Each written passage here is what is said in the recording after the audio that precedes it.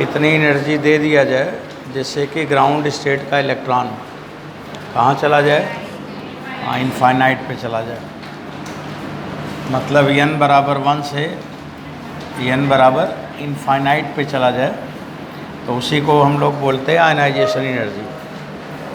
तो hydrogen ion का ionization energy कितनी है? 13.6 इलेक्ट्रॉन वोल्ट। और अगर पूछा जाए आयनाइजेशन पोटेंशियल तो कितना बताएंगे? 13.6 वोल्ट। ये पढ़ा था। और एक और पढ़ा था एक्साइटेशन पोटेंशियल। तो एक्साइटेशन पोटेंशियल में हम कहाँ से कहाँ ले जाएंगे? ग्राउंड स्टेट से पहले एक्साइटेड स्टेट में, या पहले एक्साइटेड से दूसरे एक्साइटेड में, या ग्राउंड से दूसरे एक्साइट, मतलब इन्फिनिटी को छोड़कर कहीं भी ले जाओ, तो उसे हम लोग क्या कहेंगे? Excitation energy. और उस पोटेंशियल को बोलेंगे एक्साइटेशन पोटेंशियल। एक मैंने और बताया था कोई पोटेंशियल, रेजोनेंस बोला था। तो रेजोनेंस और एक्साइटेशन में क्या डिफरेंस है?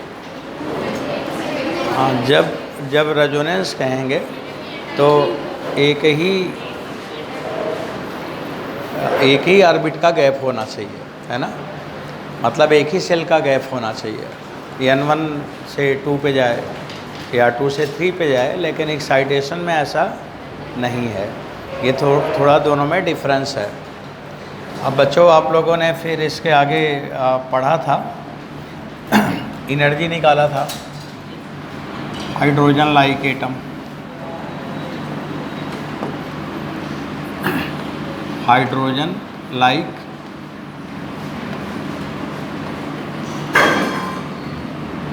आयन, हाइड्रोजन या हाइड्रोजन लाइक आयन का जो एनर्जी निकाले थे आप लोग, उसी को ज़रा बताना। E बराबर क्या निकाला था बच्चों? माइनस RHC और Z² अपान N²। यही आपने पढ़ा था। यहाँ पे R क्या है? Rydberg constant. R यहाँ पे हम लोग पढ़ते हैं Rydberg constant.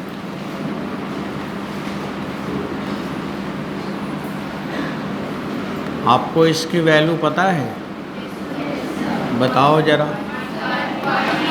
1.09 into unit metre inverse.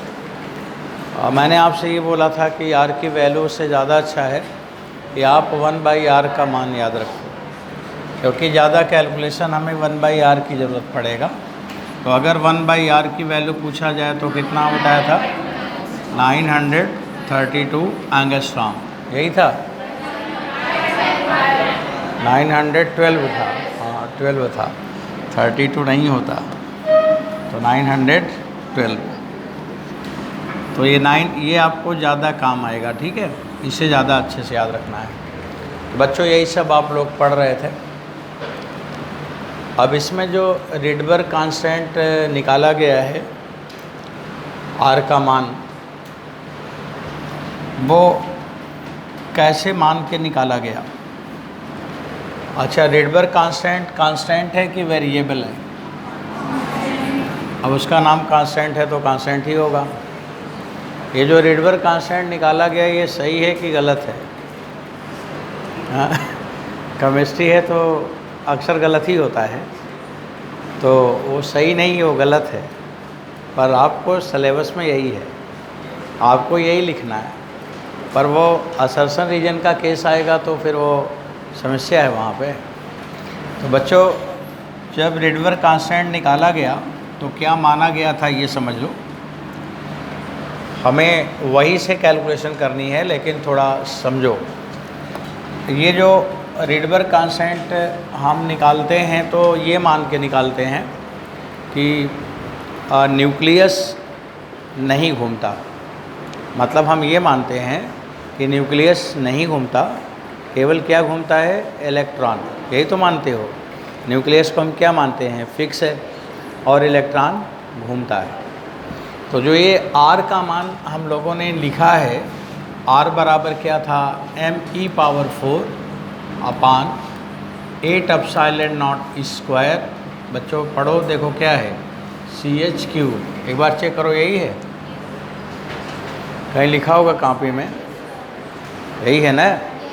ऐसे याद रखा करो इसे, me² या me⁴। r का मान कहीं लिखा होगा ना, कहीं रिप्लेस किया होगा, तो me⁴ upon 8 epsilon not square CH3, यही है ना। हमने CS से ऊपर नीचे मल्टीप्लाई करके लिखा था, आप मिला लेना, देख लेना है कि नहीं। अच्छा अब चलो समझो, बात समझो।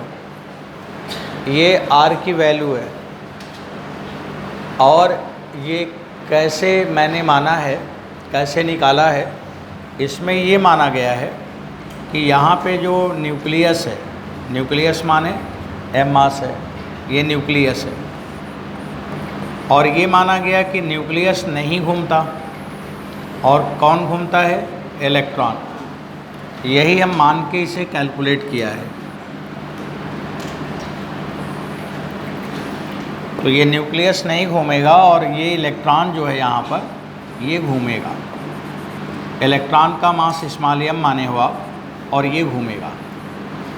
अब ये न्यूक्लियस तभी नहीं घूमेगा जब न्यूक्लियस का मास कितना हो, इनफाइनाइट। तो क्या न्यूक्लियस का मास इनफाइनाइट होगा? तो nucleus remain in rest. Nucleus, बच्चों ये बहुत इम्पॉर्टेंट कॉन्सेप्ट है, न्यूक्लियस रिमेन इन रेस्ट, ये रुका होगा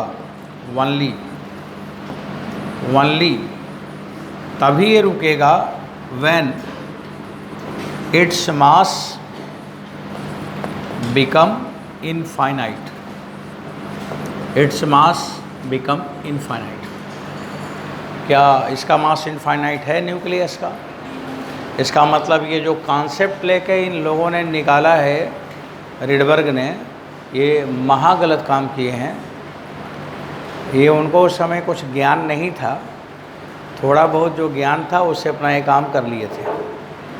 पर रियल में मॉडर्न फिजिक्स का मतलब यही है कि प्रेजेंट नॉलेज क्या है वो हमें जानना पड़ेगा। तो ये वाला तो ये मान के लगाया गया, लेकिन ये देखा गया कि जो न्यूक्लियस है वो भी स्पिन करता है, वो भी घूमता है। जैसे सन के चारों तरफ अर्थ घूमता है ना ऑर्बिट में, तो सब हम लोग पहले यही मानते थे कि सन अपने, केपलर ने लिखा भी है कि सन इज़ एट फोकस, और सन को क्या माना था, रेस्ट में। लेकिन सन रेस्ट में नहीं है।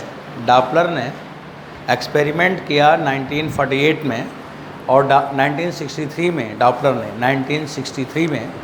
डॉपलर ने ये बताया कि सन भी मोशन में है, और सन की स्पीड उन्होंने निकाला कितना, 5 किलोमीटर पर सेकंड। बहुत रफ्तार ज़्यादा है ना, 5 मीटर नहीं बोला है, 5 किलोमीटर बोला है। 1 सेकंड में सन चलता है। तो उसके हिसाब से पूरा अब ग्रेविटेशन चैप्टर बदल जाना चाहिए, लेकिन आप अभी पुराना वाला ही पढ़ते हो। लेकिन इसका नाम मॉडर्न है, इसलिए थोड़ा नया सीखना पड़ेगा। तो बच्चों ये हम लोग मान के निकालते हैं, ये वाला ऐसे लिखा है मैंने, और ये लिखा है।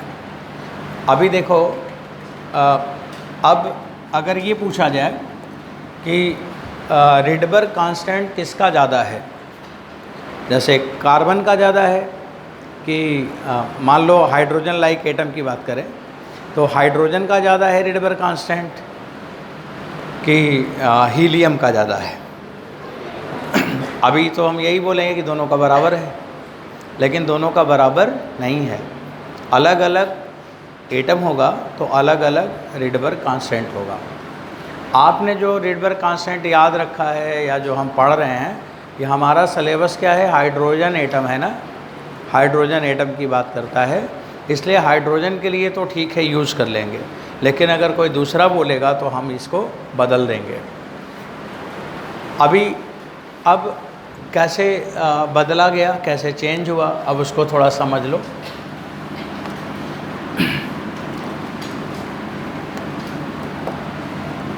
बच्चों मैं इस समय कौन सी बात पढ़ा रहा हूँ आपको? रीडबर्ग कांस्टेंट पढ़ा रहा हूँ। टॉपिक क्या है? रीडबर्ग कांस्टेंट, बस इतनी बात है।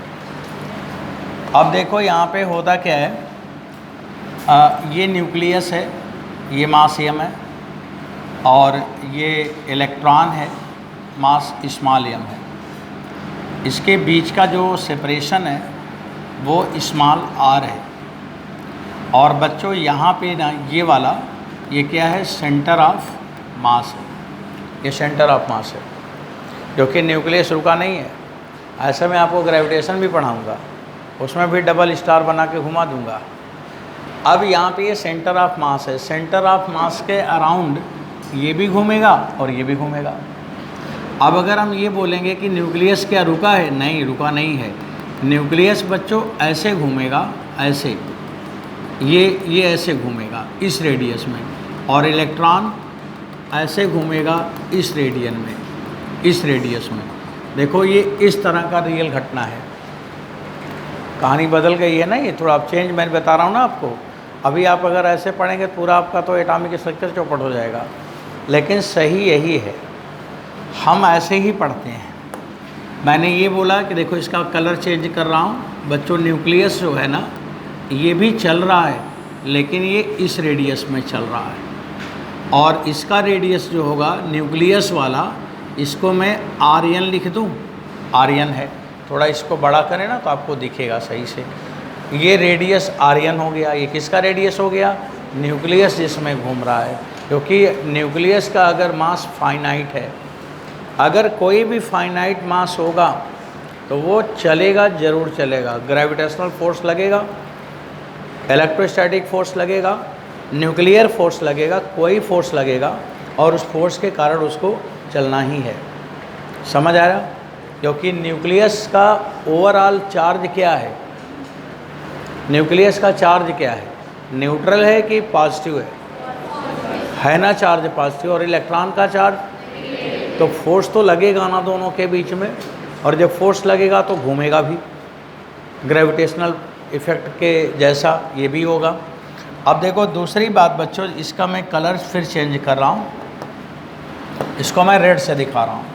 ये इलेक्ट्रॉन है, ये वाला, ये भी घूम रहा है, और ये इसका ये वाला ऑर्बिट है, ये इलेक्ट्रॉन का ऑर्बिट है, और इसका रेडियस हम क्या लिखेंगे? आर्यन लिखेंगे। ये आर्यन लिखेंगे।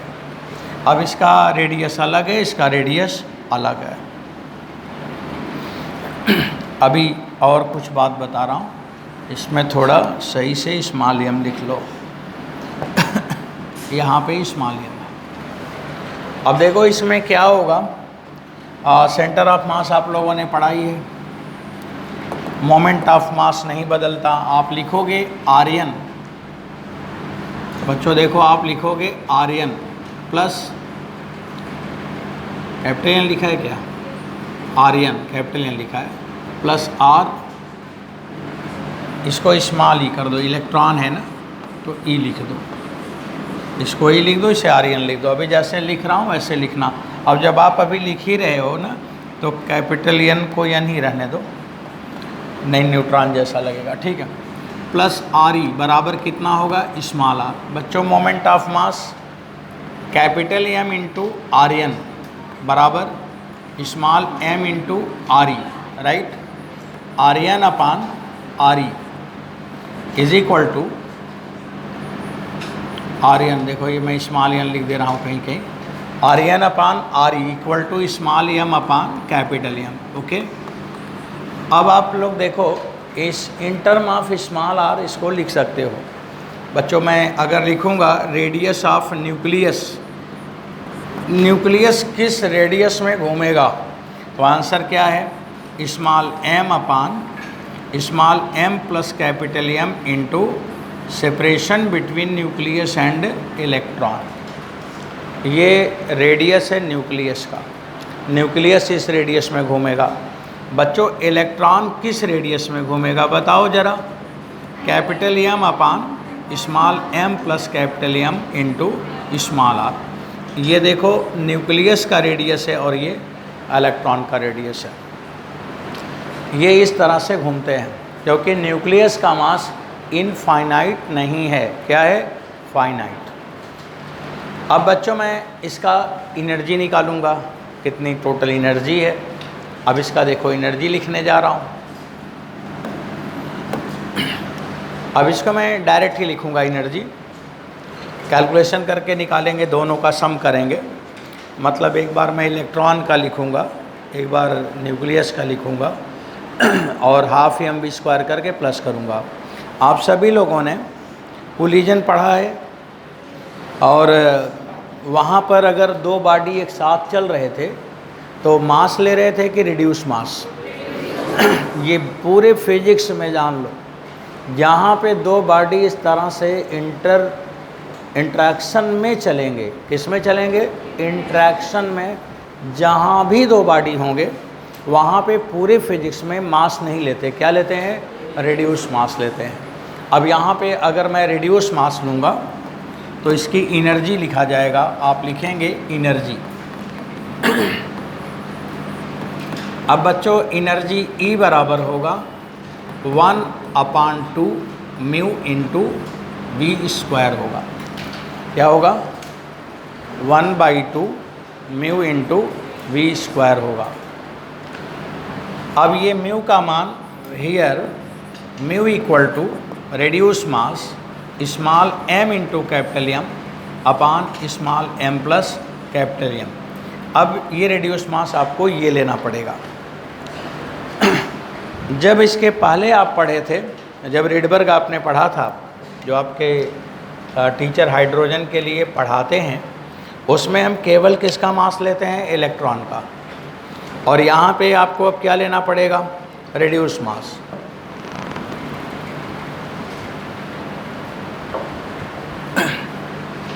अब बच्चों आप यहाँ पे लिखेंगे अगर न्यूक्लियस का मास फाइनाइट है तो रिडबर्ग कांस्टेंट क्या होगा?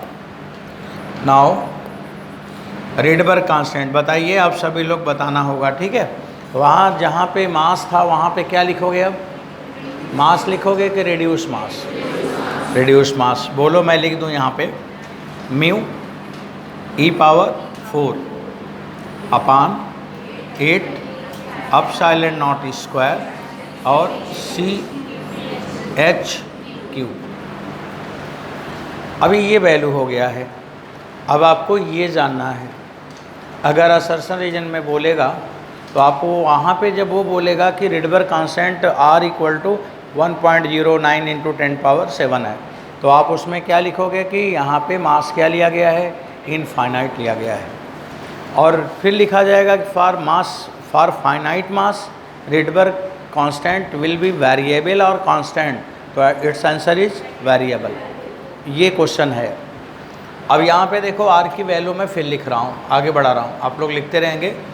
और चलो बच्चों म्यू की वैल्यू लिखवाना ज़रा। R बराबर क्या होगा?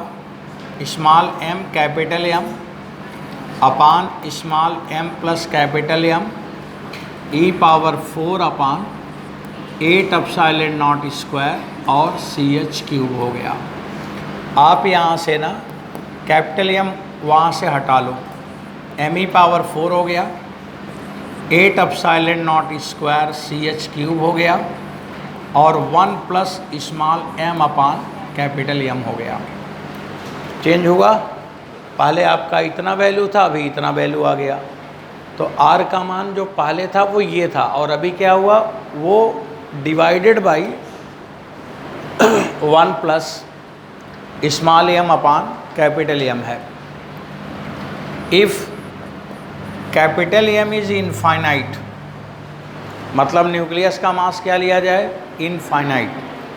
तब मैं यहाँ पे लिखूँगा रिडबर्ग कांस्टेंट इनफाइनाइट। इसको क्या लिखूँगा? इनफाइनाइट। अब आप इसे इनफाइनाइट रखो तो कितना आएगा? me⁴ upon 8 epsilon not square CH3। देखो आंसर आ गया। मास इनफाइनाइट लेने पे आ गया ना। मैं यही पढ़ा रहा था ना भाई आपको कि अगर मास इनफाइनाइट लेंगे तब वो आएगा। अब न्यूक्लियस का मास इनफाइनाइट तो होता नहीं, तो फिर वो गलत हो गया ना। अब बच्चों बताओ ये जो रिडबर्ग कांस्टेंट है, जब हम फाइनाइट लेंगे तो मास पे कैसे डिपेंड करेगा? This mass is the mass of electron. ये तो बदलेगा नहीं, ये बदलेगा क्या? नहीं बदलेगा। तो अब क्या पढ़ोगे? ये देखो 1 अपान माने इन्वर्स हो गया, इन्वर्स का फिर इन्वर्स माने डायरेक्ट हो गया। तो जो न्यूक्लियस का मास ज़्यादा होगा तो रिडबर्ग कांस्टेंट ज़्यादा होगा। तो किसका रिडबर्ग कांस्टेंट ज़्यादा हुआ? हाइड्रोजन का कि बेरिलियम का? बेरिलियम का। हाइड्रोजन का कि हीलियम का? हीलियम का। और रेशियो पूछे तो निकल भी जाएगा। अब आप वैल्यू रख लोगे तो आपको आंसर मिल जाएगा। बच्चों ये रिडबर्ग कांस्टेंट आपको यहाँ पे लिखना था।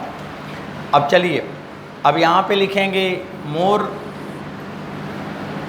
इफ़, या लिखा जाए कि रिडबर्ग कांस्टेंट, लिख देता हूँ मैं, Rydberg constant increases, Rydberg constant increases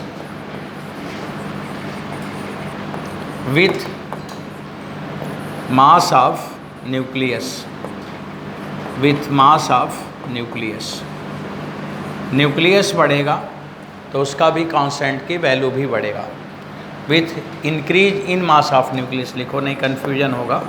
with increase in mass of nucleus, increase in mass of nucleus. अब अगर ये बोला जाए कि रिडबर्ग कांस्टेंट यूनिवर्सल कांस्टेंट है या एक एटम का कांस्टेंट है, वो यूनिवर्सल नहीं है ना, कैपिटल जी जैसा नहीं है ना, वो प्लैंक कांस्टेंट जैसा वो नहीं है, बोल्ट्जमैन कांस्टेंट जैसा वो नहीं है। इसका मतलब है कांस्टेंट, लेकिन एक आयन का कांस्टेंट होगा। हाइड्रोजन का रिडबर्ग कांस्टेंट जब भी होगा फिक्स होगा, हीलियम का रिडबर्ग कांस्टेंट जो भी होगा फिक्स होगा। समझ आ रहा?